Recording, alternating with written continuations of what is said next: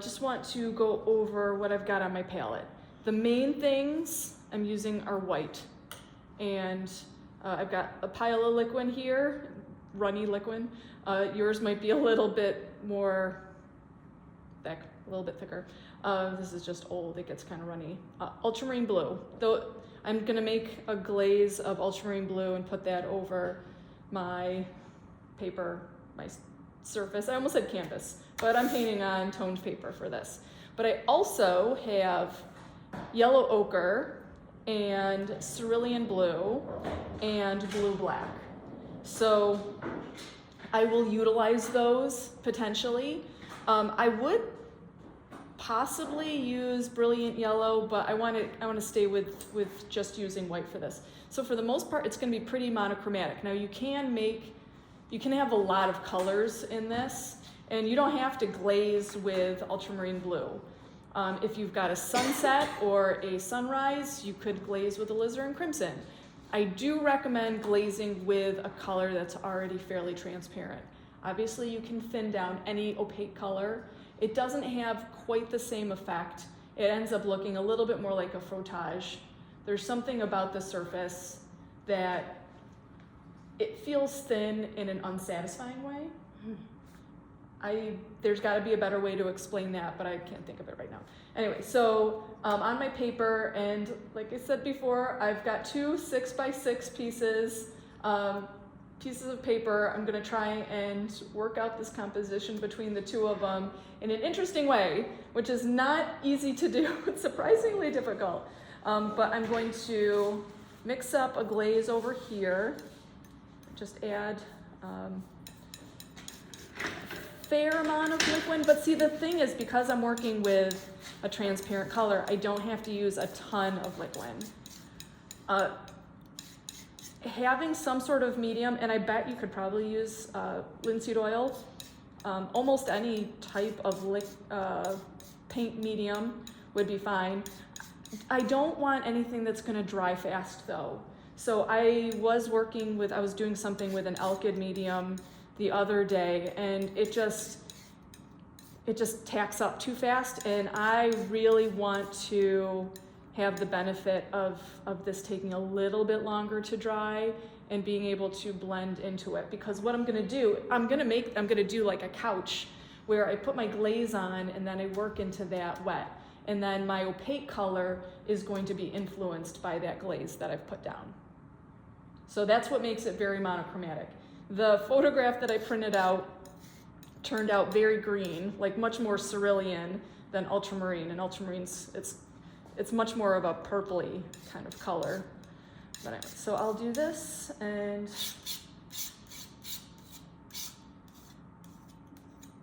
I forgot my big brush. I think it's just in my drawer over here. And you don't necessarily have to do this over your whole surface, but any place that you're going to be painting the clouds, you're going to want to do this.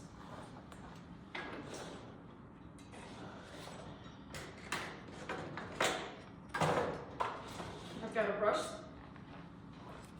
brush. You can tell that I have used this for this in the past. And again, this doesn't have to be smooth. In fact, having it a little bit streaky is not a bad thing either. I used to be very concerned with having everything very, very smooth, no brush strokes at all. And say over time, kind of changed my opinion about that. I like the streakiness, as long as it's not overpowering. Sometimes it ends up becoming more like white noise.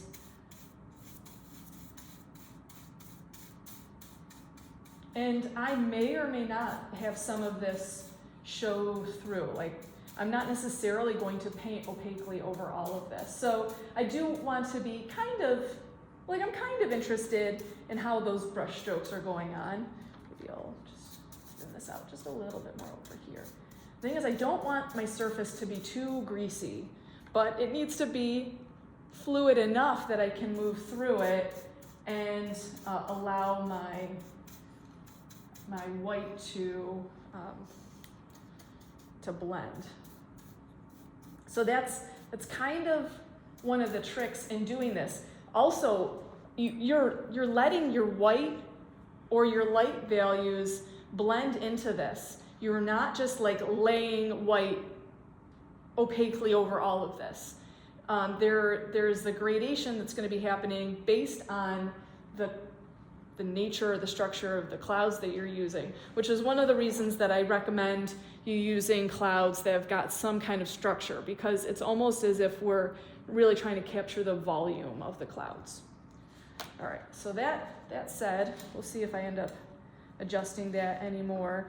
From now on, I could probably clean this off because I really am not going to be using the glaze anymore.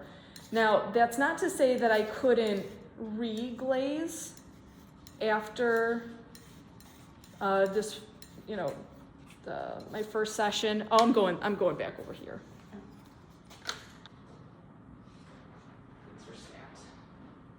And I will probably only use a few brushes as I do this. I'm probably not going to use anything that's too very large. Should have a couple of things on hand though, just in case. Shouldn't do details right now. Always start painting with a brush that's larger than you're comfortable with. And it's almost like I have to tell myself that too, because I just... What's the theory behind that? Oh, you don't get into detail too quickly. Oh, good, yes. Awesome. Because I would otherwise. Any particular reason you have two photos? This one's zoomed in a little bit more. Same thing. Okay, so... So are you going to be doing one composition across the whole thing? Yeah. But you have two separate pictures? Okay. Yeah, and I'm going to try and make them both interesting. And that's the trick. If I was... have to make that crop at the... Yeah, if I was really thinking this through, I'm gonna kind of draw a little bit with this this glaze as well. If I was really thinking this through, I probably would do a couple of thumbnails, but I'm not. So let's see. Get this funny kind of phallic part of a cloud sticking up here. I don't know if I want to do that. We'll see. It's kind of staying like I am going off of this photograph, but I'm not, if things change a little bit, I'm like not too very concerned about that. And I do have a tendency to kind of embellish as I go, maybe dramatize.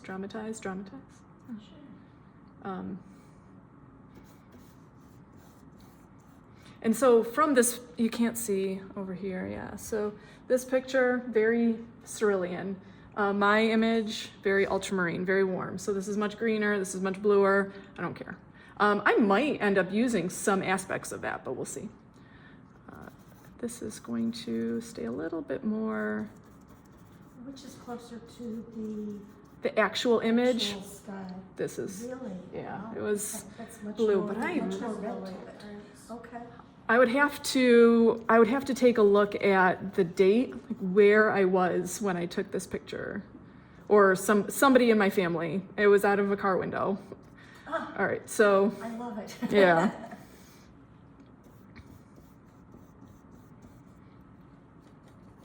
And I do think one of the nice things about this kind of technique is that you can do so much with the underpainting and that you're going to be able to just leave later on. I usually make a pretty big deal about the fact that we're going to go over everything and everything's going to be opaque, because I do think that it's a good habit to get into, to approach your drawing with like creating bones, creating a foundation. Thin layers of glazes, they'll work, but it takes a masterful knowledge of understanding to make them work well. Whereas like if you're just doing it out of, like I've mentioned before, insecurity about your painting technique or matching colors, then that's not a good enough reason. So, okay, so all right, I think that that's okay. This one is, I think, maybe just a little bit more interesting, but maybe not, we'll see. Actually, I'm gonna paint this a little bit darker, a little bit around there too.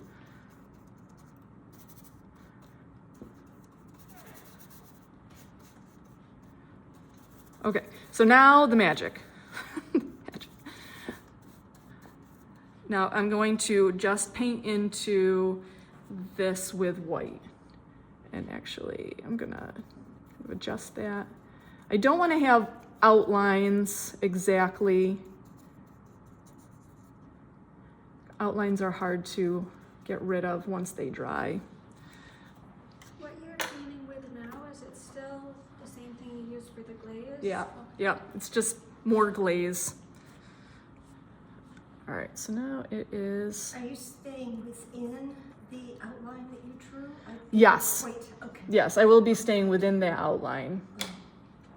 For the most part. I mean, I may go over it, kind of jump back and forth. I am going to be laying on more, I'm going to kind of keep laying on more white. What's going to happen is that as I start painting this in, the blue and the white are going to mix together. Right, okay, yeah. And I don't really want them to mix too much.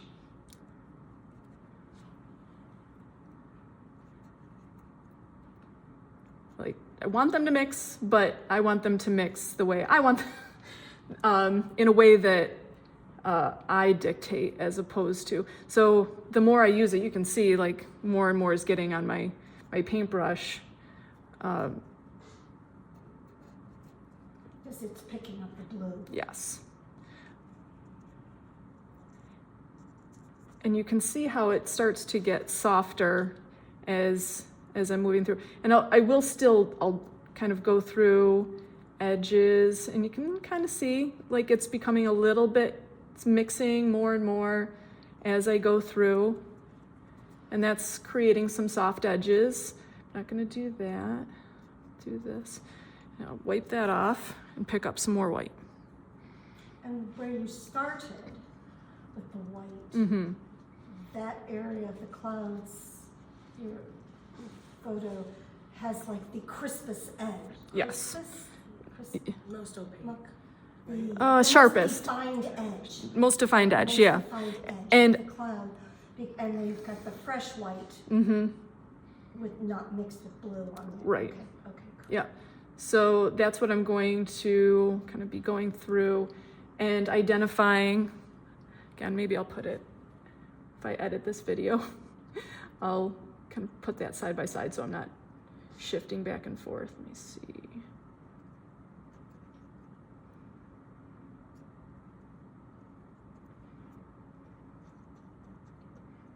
This was a technique that I learned from Martha Erlbacher, who, so every artist has got a specialty, and whether that's medium or genre. She was amazingly talented, gifted at a number of different genre. Usually if you're a good still life painter, you're not great with landscapes and figure. If you're a good figurative painter, landscapes or still lifes might not be your thing. She was just good at everything.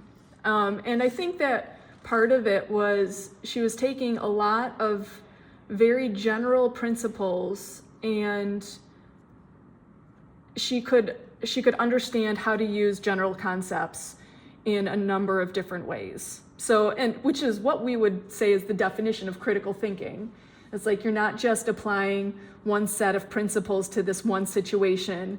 It's like they can be applied to everything. So like as generally as color theory. But something like edge resolution, how you deal with edges, how crisp or how soft an edge is. Like that is, edge resolution in itself, I would say, is one of the most overlooked, underrated, yeah, aspects in an artist's toolbox of techniques. Because, most people will think if something's going to be realistic, it needs to be sharp, high contrast, hard edge, high contrast. And we know that that is just not the case. If you know much about photography or even anything about photography, having a shallow f-stop is going to put your objects in the foreground into high focus, sharp contrast. Things in the background get more diffused. Like that's also aerial perspective. So understanding how a lot of these concepts work and being able to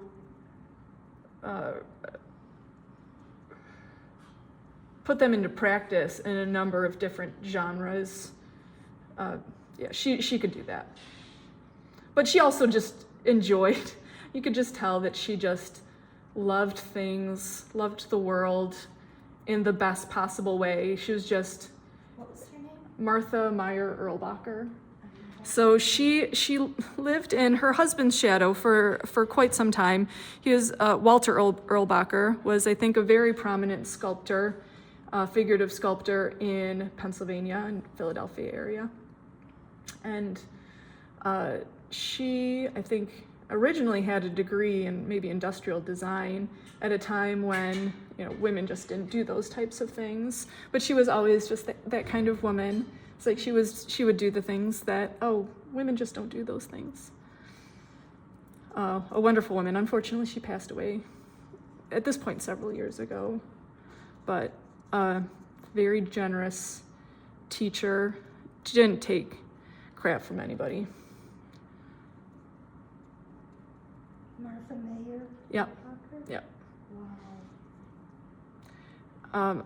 So, I had her for what did I have her for? She was my thesis advisor. I also had her for anatomical drawing. Not figure drawing, anatomical drawing. I can see that from looking at examples of her stuff.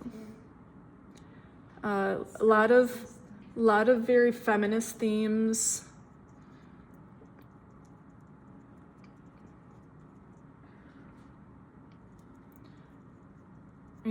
Again, known just as much for her figurative work as for her still lifes. All right. So you don't need to.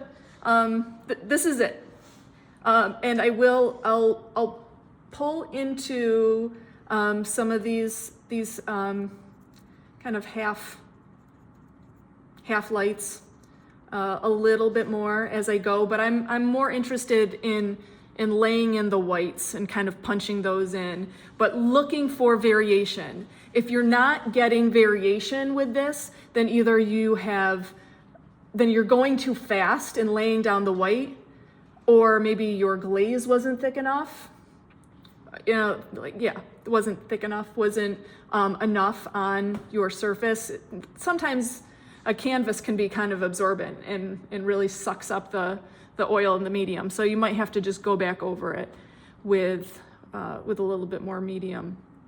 But you should be looking for creating some variation, some tonal variation from your light masses into your shadow masses. Some of these are going to be like a real strong edge or contrast. You're still going to probably be able to find, even in those narrowest areas of light, there's still probably going to be a hard edge and a slightly softer edge before it drops into shadow. So for the most part, you want to keep your whites in the light mass and just let the shadow mass happen. As it develops, you'll be able to see where you can put in some of those mixed lights for those half tones moving into the shadow masses. I think ultimately, unless you've got a really, really strong dark storm cloud, those half lights, they need to be pretty light. So your shadows, there still needs to be some amount of light into those shadow masses, but I would hold off on those areas as long as you can, and then kind of like maybe soften edges into those things. So then we'll want to finish the cloud. Yeah. You're just gonna keep. I'm just gonna keep putting out the Show us, white. like one cloud finished, like what you would do. No. Oh. I mean, I'll keep working on this. I would like for you guys to start. Yeah. Is there any point where you could just like dip right into the oil to get it real thin, or you shouldn't do that? I don't want to. Actually, that's a great question. I would rather have like a physical thinning of the paint. I've got enough medium on here in theory. I've got enough medium with that glaze that I put down that I don't need to have any more medium. It's just about how opaque I'm laying my white paint on, and like some part of it's pressure in how I'm pulling it out. Part of it is just allowing that glaze and some more of the white paint to mix together to create those halftones. Are you going to add the grass and stuff? I don't know. But you would like tomorrow if you were, or what? I Like when it's probably dry? will not. Okay, but if you were, do it when it's dry, like the next day or something. Or... There is no hard and fast rule on that. I don't know what I would do. Okay.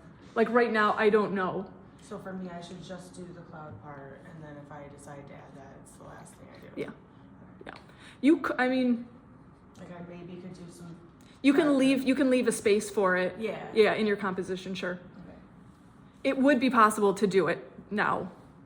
But we'll focus on the clouds for right now because this is kind of a one-shot deal. Not completely though, but my glaze is gonna dry, and anything that I put on top of that, either I'll have to mix out all of my tones, which I only have white and blue. That's not hard to figure out.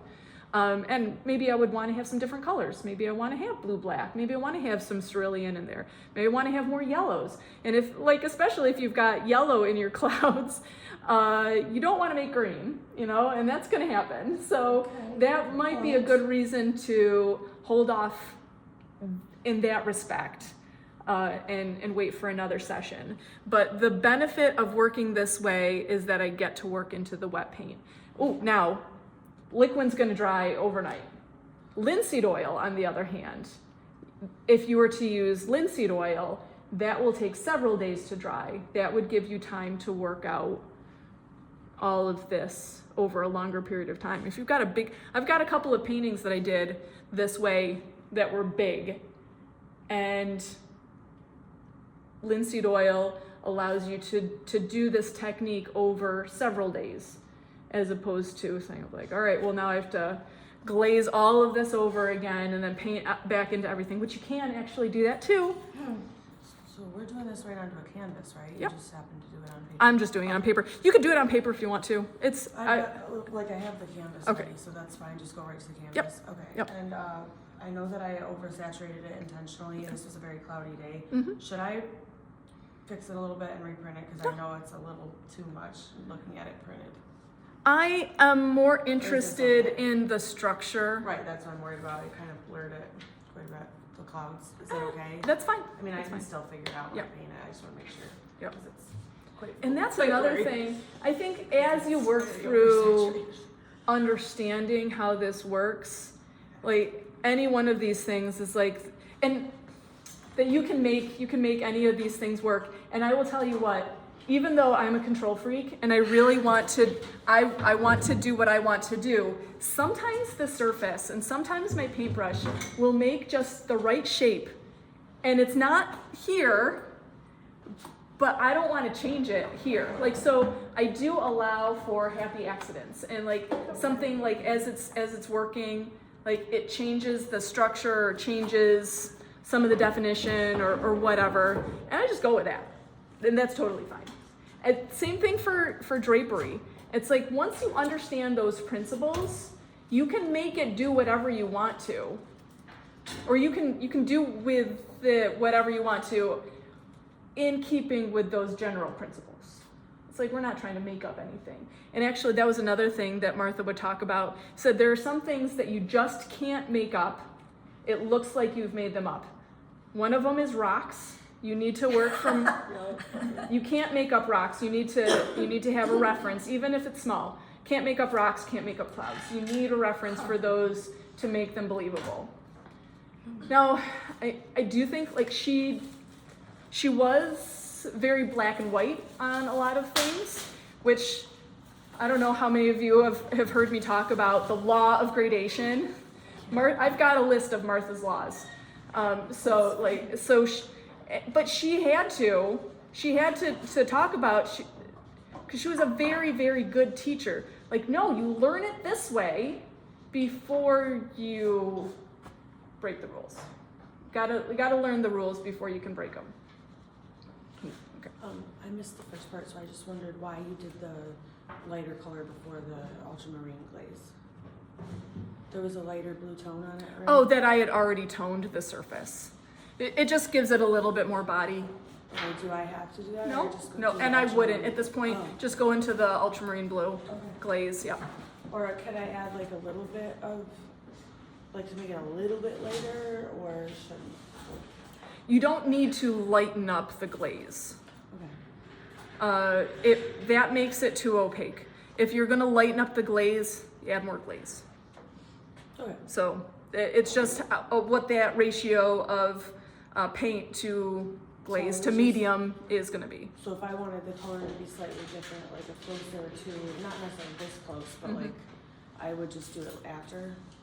No, you can start with that. Okay. Like you could start with, but the thing about it is I think it helps to start with a transparent color, and a number of the other blues are more opaque. Cobalt, cerulean. Phthalo blue is not opaque. That is a transparent color, but it is very electric blue. So maybe not chemical. Surface adhesion aspect.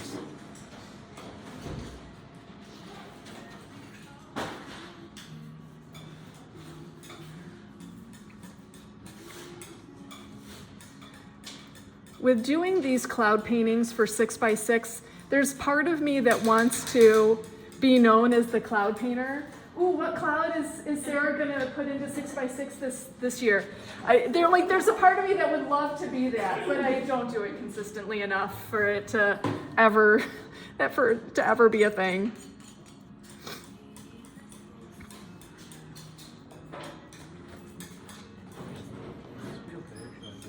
Yeah, that's good. That's fine.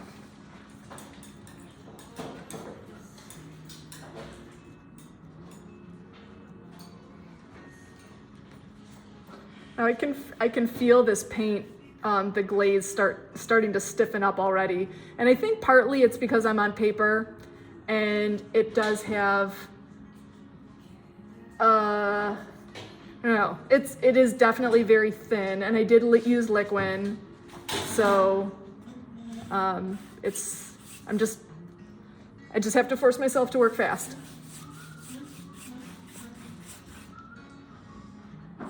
Did you go all the same direction? No, I was all over the place.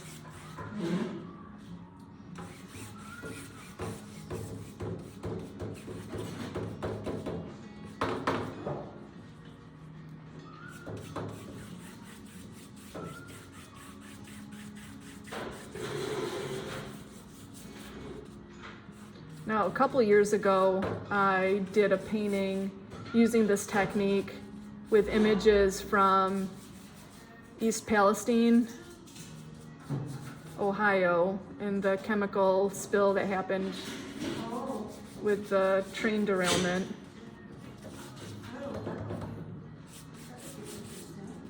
The clouds, the shape is different, or the shape is the same, the color is different, just based on what's, it's burning versus water vapor.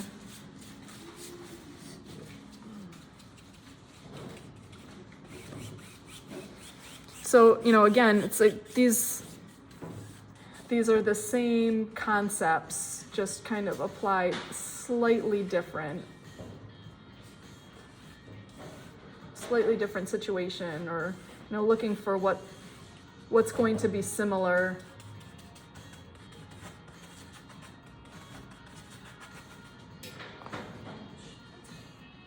I do have a tendency to make things a little bit regular, like a little bit too rounded, and my clouds can get cartoony very easily.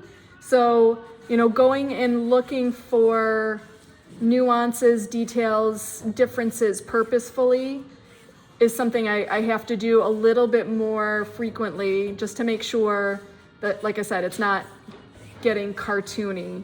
The more rounded, the more regular things look, that's perfect.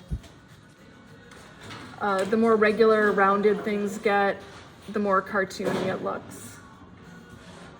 Usually in a negative way.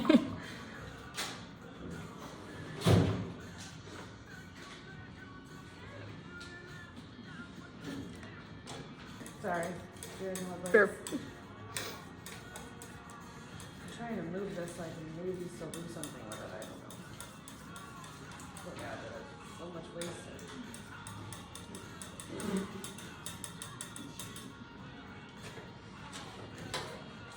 So it's not so dark without having we're showing a different look. Oh no, blue light will work. And then just add the liquid dark. Yeah, yeah. So and Nikki asked this as well. You just add less paint to the medium, or yeah.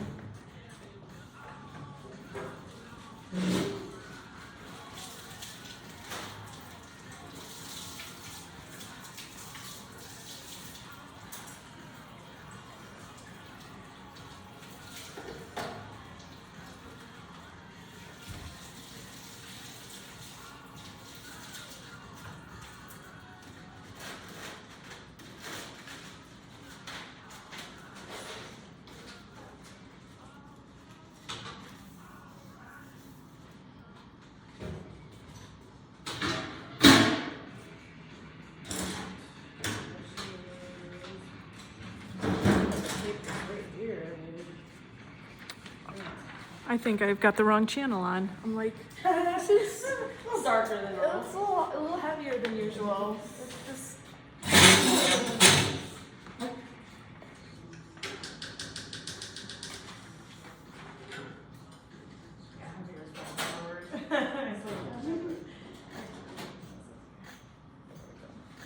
need something a little bit more mellow.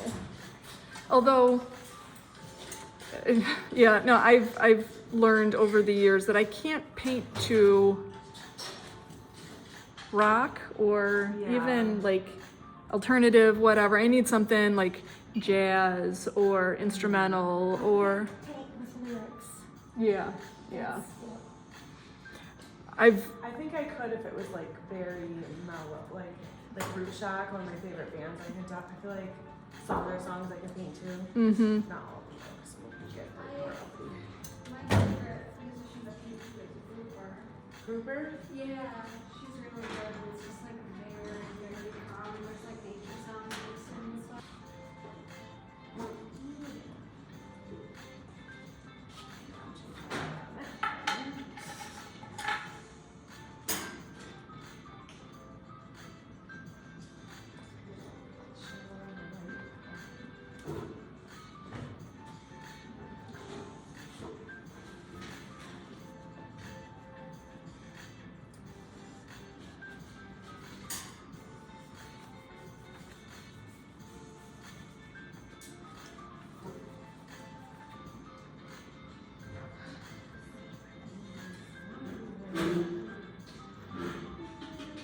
Oh yeah, let's try it.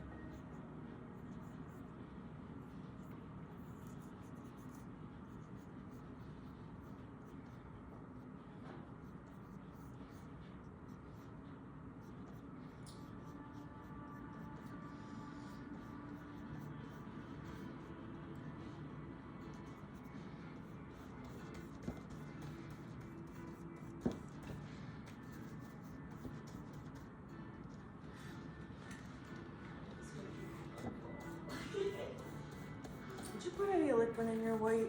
Nope. Nope, you want the density of that. Okay.